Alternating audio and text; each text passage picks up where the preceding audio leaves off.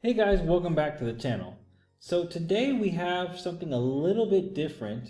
Instead of just jumping straight into the procedure, I want to share with you the engineering of the component that we are going to be talking about today. I want to know how it works electronically and mechanically, and this way we will understand on a fundamental basis why we're doing what we're doing. So I think this is going to be a good one, guys. All right, let me jump into this.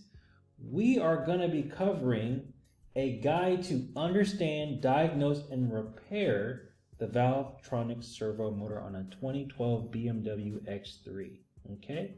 Now, if you're new to the channel, my name is Curtis Harden. I'm an independent Autel diagnostic consultant. If you want to purchase a tool and you are more focused on results, go to auteltech.co.za and I'll be able to sort you out. Okay. So what you're going to be learning today is the following: the understanding of the Valvetronic Servomotor and how it works, common symptoms of a faulty unit, the diagnostic approach, the framework on how to fix it, and the proper adjustment procedure. Okay. Now the tool we're going to be using in this demonstration is the MaxiSys Ultra. We're going to use the Valvetronic Servomotor and BMW repair information. Okay, so to start this off, what is the role of the Valvetronic Servomotor?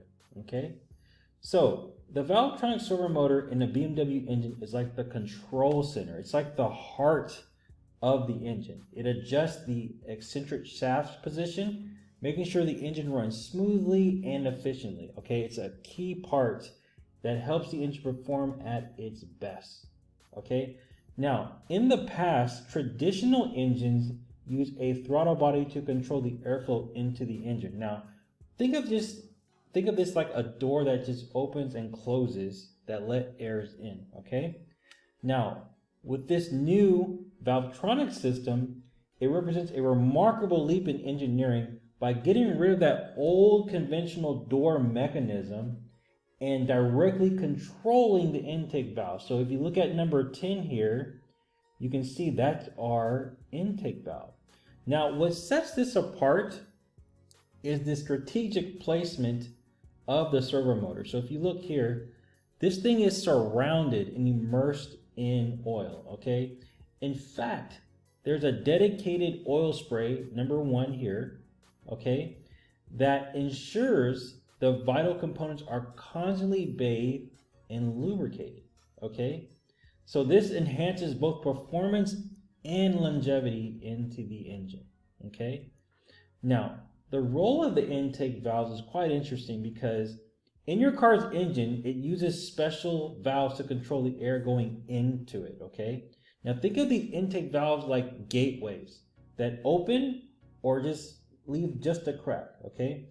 Now, how it works when you're driving, when you step on the gas and you want to go fast, the Valvetronic system will open the gateway, letting lots of air come in. All right, the more air that comes in, the more power for your engine. Okay, but when you're just cruising and you don't need all that power, the system will open this gateway just a little. Okay, letting your car run smoothly and it saves fuel.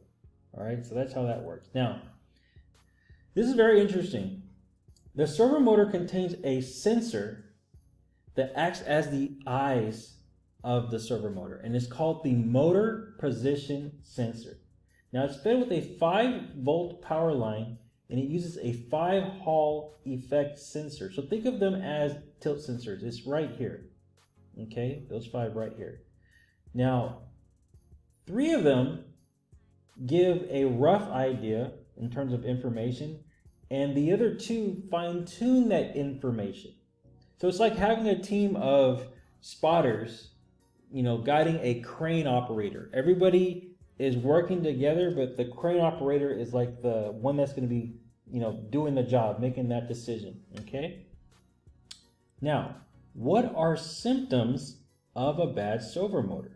Okay, so common symptoms might include your check engine light remaining on and you have a bunch of faults in the DME, 2A63, 2A67, poor fuel efficiency, weird noises from the engine, and crank non-starts, difficulty starting the engine. Okay, now how to test the Valvetronic servo motor. Okay, so if you do your diagnostic process, you connect the scan tool, you run the auto scan, you look at the data, you identify the codes.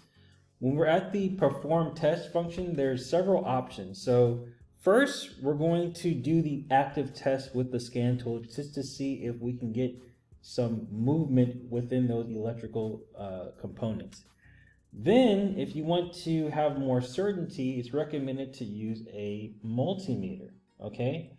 Now, when you have the multimeter, in this example here, we have a good known or the replacement servo motor, and the left we have the one in question. Okay, so the first thing we want to do is set up your multimeter by selecting it to the ohms position, as you see here. Okay, we have it at the ohms position, and it's also a good idea to just touch the prongs together just to make sure everything is in working performance. Okay, then you're going to get the black probe and connect it into the terminal in the servo motor, and you're going to get the red one and just put it on the body of it. And then we're going to go analyze and interpret the results. So as you can see here, if it's fluctuating, this is a huge red flag. Okay, and here's why. This can mean inconsistent resistance, okay, a damage or loose connection within the motor, a short or open circuit. It might be even due to insulation or a broken wire. Even the temperature has an effect on it. Okay, it can fluctuate within the motor. So we're going to try the other one now. We do the same approach, and if you look, we're not getting those fluctuations. Okay, we're not getting those fluctuations. And what we're going to do, he's going to do it one more time just to show you there's a distinct difference. Okay, so that one we know is good. Let's go back and do this one more time. You see that? That thing is fluctuating like inflation. All right, so if we go back to our diagnostic workflow, all right, we identified the problem. We're going to make the replacement now. And now we're going to go to the next step, which is the implementation of the repair.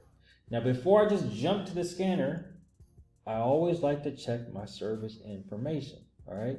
So if we go to BMW, it says as follows: diagnosis instructions, dismantling or replacement of the component. After dismantling or replacing the Valvetronic servomotor, there are two service functions available.